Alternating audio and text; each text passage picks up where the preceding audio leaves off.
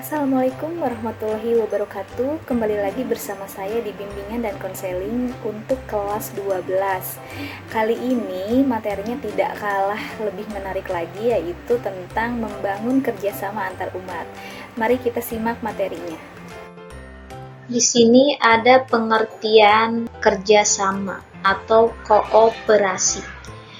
Merujuk pada praktik seseorang atau kelompok yang lebih besar yang bekerja di halayak dengan tujuan atau kemungkinan metode yang disetujui bersama secara umum. Global ya, bukan individu, bukan sendiri. Alih-alih bekerja secara terpisah dalam persaingan. Mungkin tanpa kalian harus ada pengertian dari kerjasama, kalian juga bisa tahu sendiri atau sudah paham kerjasama itu seperti apa. Lanjut, umat, para penganut yang bisa disebut pemeluk atau pengikut suatu agama, yaitu penganut Nabi. Saya sediakan Undang-Undang 1945 Pasal 29 ayat 2 yang berbunyi, negara menjamin kemerdekaan tiap-tiap penduduk untuk memeluk agamanya masing-masing dan untuk beribadat menurut agamanya dan kepercayaannya itu.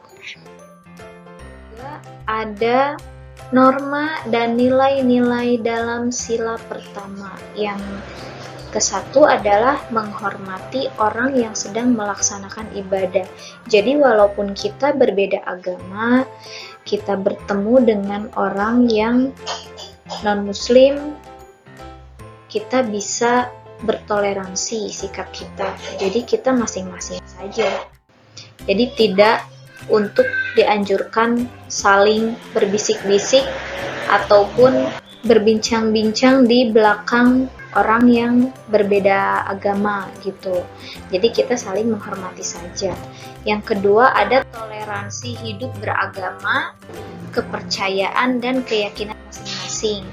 Jika kita melihat orang yang berbeda agama dengan kita, cara mereka meyakinkan atau yakin terhadap kepercayaannya seperti itu caranya, ya sudah, kita pun punya cara tersendiri untuk meyakinkan bahwa hidup beragama saya seperti ini dan dia seperti itu. Nah, yang ketiga, tidak memaksakan agama dan kepercayaannya kepada orang lain.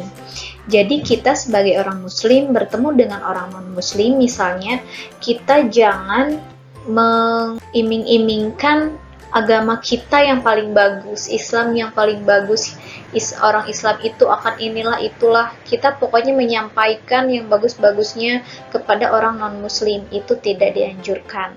Jadi kita tidak memaksakan. Kalau orang tersebut sudah non-muslim, ya sudah, kita juga jangan ikut campur, itu sudah menjadi urusan masing-masing. Yang terakhir ada bekerja sama dan menolong tanpa membeda-bedakan agama. Jadi kita kalau saling menolong, misalnya kita mau menolong orang yang non-muslim, jangan mentang-mentang orangnya non-muslim, terus dia butuh pertolongan tapi kita tidak mau menolong karena dia non-muslim, tidak gitu ya. Jadi kita tetap bekerja sama karena tujuannya adalah membangun kerjasama antar umat, begitu. Di sini juga ada sikap-sikap membangun kerjasama antar umat yang seperti apa?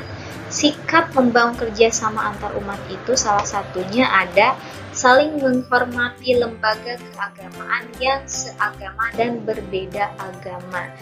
Tentunya sudah dijelaskan yang di slide berikutnya ya. Hanya ini lebih ke sikap. Yang kedua ada sikap saling menghormati hak dan kewajiban umat beragama.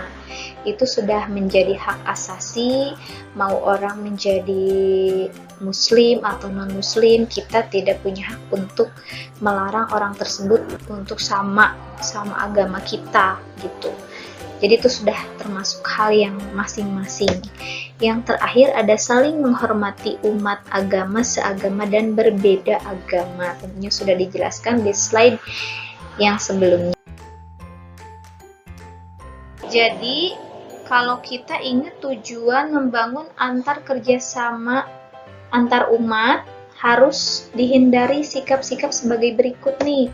Ada sikap individualis, contohnya atau yang artinya sikap yang mementingkan diri sendiri. Jangan mementingkan diri sendiri terus, karena tujuan kita adalah membangun kerjasama antar umat. Pasti kalian paham. Nah, yang kedua ada sikap eksklusivisme, yang artinya sikap yang memisahkan diri dari kehidupan sosial. Jangan merasa minder jika kalian mempunyai, misalnya jika kalian non-muslim tapi teman kalian kebanyakan muslim. Jangan selalu minder dalam hal itu, karena kalian adalah tetap sama-sama semuanya.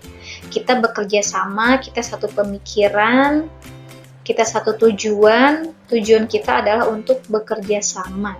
Namun kepercayaan kita masing-masing. Yang ketiga ada sikap fanatik atau sempit. Sikap yang merasa diri sendiri paling benar itu tidak dianjurkan juga. Jangan egoisme ya kalau mau kerja sama. Lalu yang terakhir ada sikap primordialisme, yaitu sikap perasaan kesukuan yang berlebihan. Jadi jangan merasa kita bahwa agama kita itu paling benar, atau bahwa agama kita tuh paling bagus, paling benar di mata semua agama. Tidak gitu. Semua agama punya kepercayaan masing-masing, punya cara tersendiri. Kita juga adanya toleransi, udah itu cukup. Dan itu sikap yang harus dihindari ya. Lalu yang berikutnya, manfaat. Nomor 1, manfaatnya kita membangun kerjasama antar umat ini adalah terciptanya rasa toleransi dan solidaritas. Pasti kalian paham. Yang kedua ada terbangunnya hubungan silaturahmi yang baik tentu saja. 3, terjalinnya komunikasi yang harmonis. Pasti. Yang keempat, terhindar dari sikap anarkis. Ya, betul. Yang kelima, menumbuhkan cinta tanah air. Karena kita meskipun berbeda agama, tapi kita satu tujuan gitu. Nah, terus menambah kerukunan antar umat. Menghilangnya sikap yang mudah diprovokasi, menjadikan Indonesia beragam dalam bineka, terwujudnya tujuan negara, dan yang terakhir menjadikan Indonesia beragam dalam bineka. Jadi seperti itu materi tentang membangun kerjasama antar umat. Semoga dapat dipahami dan bermanfaat, dapat diaplikasikan dalam kehidupan sehari-hari. Wabillahi taufiq wal hidayah. Wassalamualaikum warahmatullahi wabarakatuh.